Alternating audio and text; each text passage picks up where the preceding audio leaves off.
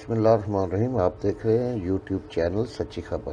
تو دوستوں، اس میں آپ کو جو ویڈیو دکھائی جاتی ہے اس میں ہمارا کسی سے کے ساتھ کوئی اختلاف نہیں، لیکن آپ کو یہ ضرور بتانے کے لیے جس کو تم انتشار کا شکار کرنے روز اترتے ہو، بلا ناغہ اترتے ہو. اور آج سے نہیں، مجھے یاد ہے وہ چین کے صدر کا دورہ بھی، جب تم اپنے چند بلوائیوں کو لے کر اسلام آباد کے دارالخلافے پہ گئے تھے. میں اپنی جماعت میں چیخ چیخ کر کہتا رہا کہ یہ شخص پاکستان کی سالمیت کے خلاف ہے، اس کا بندوبست کریں. یہ آج بھی نقصان کرے گا، یہ کل بھی نقصان کرے گا. میں نے ہر فورم پر یہ آواز اٹھائی. جس کو پاکستان کا مفاد عزیز نہیں، کیا اس کو نہیں پتا تھا کہ چائنیز پریزیڈنٹ یہاں پر سی پیک کے اوپر عمل درآمد کرانے، ایم او یو سائن کرنے، دینے، پاکستان کے اندر سے 18 گھنٹے کی لوڈ شیڈنگز کو ختم کرنے، پاکستان کے اندر انڈسٹریل پارکس بنوانے، یہ سب کرنے چائنا آپ کی ہینڈ ہولڈنگ کرنے آ رہا ہے. لیکن یہ شخص وہاں مجمع لگا کے اپنے چند ہواریوں کے ساتھ پاکستان کے capital, parliament, supreme court, state guest house جو ہمارا پریزیڈنٹ ہاؤس ہے، باقی جتنے اسٹیبلشمنٹ کے دفاتر، ان کے سامنے چند بلوائیوں کو لے کے بیٹھا تھا اور پاکستان کے اندر وہ حال پیدا کر رہا تھا کہ خدا نہ خواستہ کہ صومالیہ کی تصویر نظر آئے. یہ میں نے بھی دیکھا اور آپ نے بھی دیکھا، کسی کو بھولا نہیں. اس کے جرائم کی فہرست بہت طویل ہے، چھوٹے جرائم نہیں ہیں. اور ایسے سنگین اور گھنانے جرائم ہیں.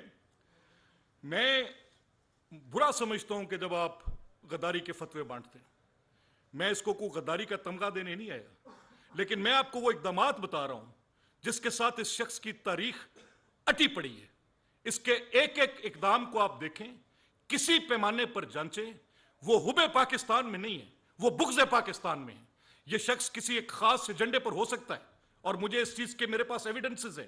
تاریخ ثابت کرے گی کہ جو یہ کر رہا ہے، یہ تقسیم در تقسیم کرنا چاہتا ہے. یہ شخص پاکستان کی ریاست کی بنیادیں ہلانا چاہتا ہے. یہ پاکستان کے آئین کو ایک کاغذ کے ٹکڑے سے زیادہ نہیں سمجھتا. اس کے لیے اقتدار ہو تو یہ آئین اس کو بنیاد بنا کر دے کہ ایسے عمل کرنا ہے. اگر اس کے خلاف اس آئین پاکستان کے اندر کوئی بھی ایک ایسا پہلو ہو، ان ورکوں کو یہ اپنے ان عمر سرفرازوں کے ہاتھوں، قاسم سوریوں کے ہاتھوں، جو کہ اس ریاست پاکستان کے آئین کے اوپر ایک کالک سے زیادہ نہیں ہے، ان کے ہاتھوں یہ پامال روز کرواتا ہے. میں بھی دیکھ رہا ہوں، آپ بھی دیکھ رہے ہیں.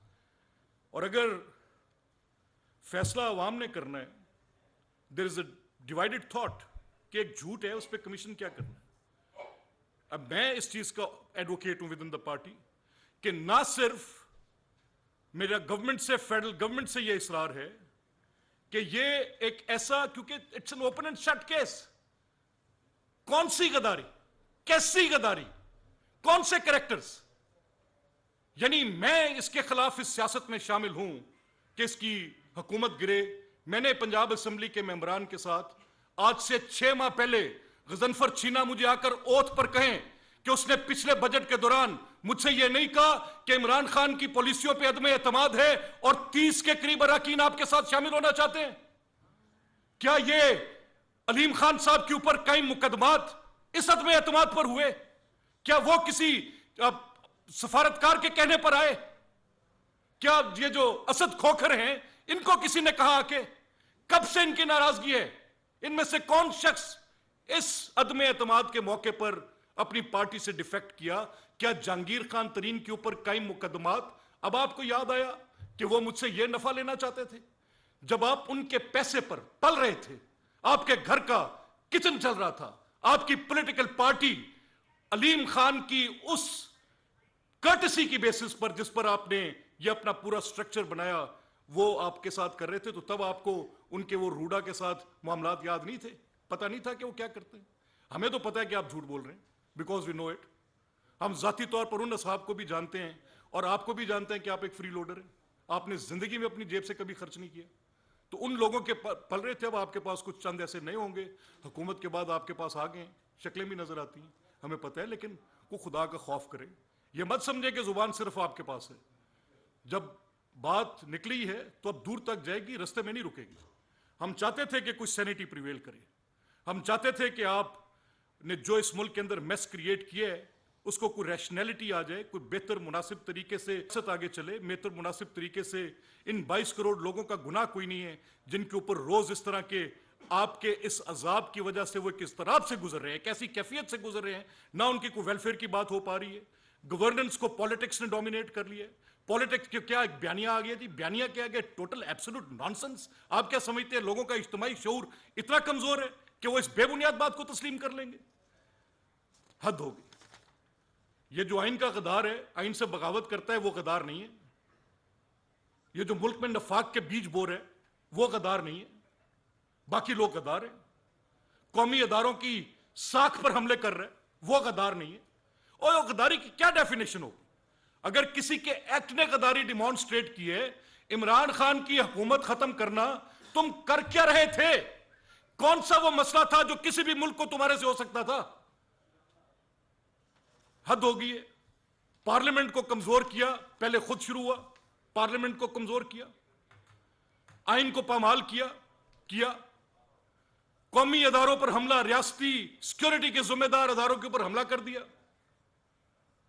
اگر جس ملک میں, یہ میری بات یاد رکھیں, میں ان پبلک اپیل, میں بالکل پوری قوم کے سامنے یہ بات رکھنا چاہتا ہوں کہ جس ملک میں آئین کی قدر نہ ہو, پارلیمان کی اہمیت اور توقیر نہ ہو,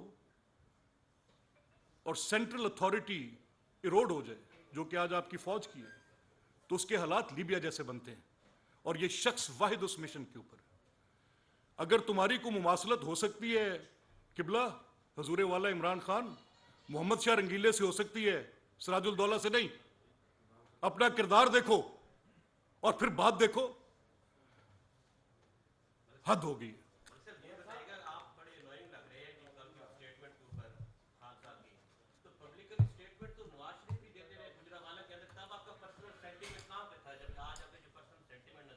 دیکھیں جی, دیکھیں گزارش یہ ہے, ایبسلوٹلی ہم اس نانسنس کو ٹالریٹ نہیں کر سکتے. یہ عمران خان جو اس وقت جس ڈرائیو پہ نکلے ہوئے ہیں, یہ ریاست پاکستان کے وجود کے خلاف ہے, یہ پاکستان کی سیاست اور ریاست کے خلاف ہے. ہماری ان کی پارٹی سے ہمیں کسی اچھے کی امید نہیں ہے. ہم مکمل طور پہ جانتے ہیں کہ یہ شخص کیا چاہتا ہے. ہم یہ جانتے ہیں کہ اس کی جو بھی آئین کے لیے تھوڑی بہت سوچ اس کی ہو سکتی ہے, وہ آپ نے دیکھی ہے, اس نے ڈیمانسٹریٹ کی ہے. میرا شکوہ ایک شکوے کے انداز میں تھا جس میں ایسی تہمت نہیں تھی. میں کر سکتا تھا, کرنے کا حق حاصل ہے. نوبڈی از اے سیکرڈ کاؤ. اگر انسٹیٹیوشن سے مجھے کوئی اعتراض ہوگا میں بات کر سکتا ہوں, لیکن میری بات کے اندر اتنا زہر ہو کہ وہ پوری کی پوری بے بنیاد بات پہ, میں نے جب بات کی تو میں نے اس وقت کچھ اپنے ساتھ ہوئی ناانصافیوں پر بات کی, جن پہ میرا کچھ کہنا تھا وہ آپ کے سامنے ہے. میں آپ کا وقت ضائع نہیں کروں گا at the cost of repetition. لیکن جو کل یہ کہہ رہے ہیں اس کو کون شخص ٹالریٹ کر سکتا ہے؟ میری تو اس میں استدعا ہوگی کہ اس کو بالکل اسکاٹ فری نہیں جانا چاہیے. یہ شخص, میں I hold a responsible position with my, اپنی اس رائے پہ میں قائم ہوں, اور میں اپنی پارٹی سے بھی درخواست کروں گا. میں بالکل to all academia, to all those who matter, یہ بات ان کے سامنے رکھنا چاہتا ہوں کہ یہ ٹوٹل نان سینس ہے.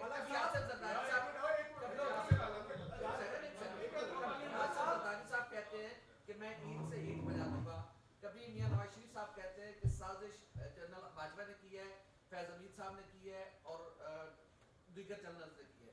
آج عمران خان کہہ رہے ہیں کیا مسائل کی جڑ وہ لوگ نہیں ہیں جو سیاست اور حکومت میں مداخلت کرتے ہیں؟ اور دوسرا میرے یہ ہے کہ مریم نواز شریف صاحبہ نے سٹنگ کورٹ کمانڈر فیض حمید صاحب کا نام لیا ہے, تو کیا یہ پارٹی پالیسی ہے یا حکومت بھی ہے یا حکومت کی پالیسی ہے؟ دیکھیں, یہ کیا عمران خان کا حکومت میں آنا مداخلت تھا؟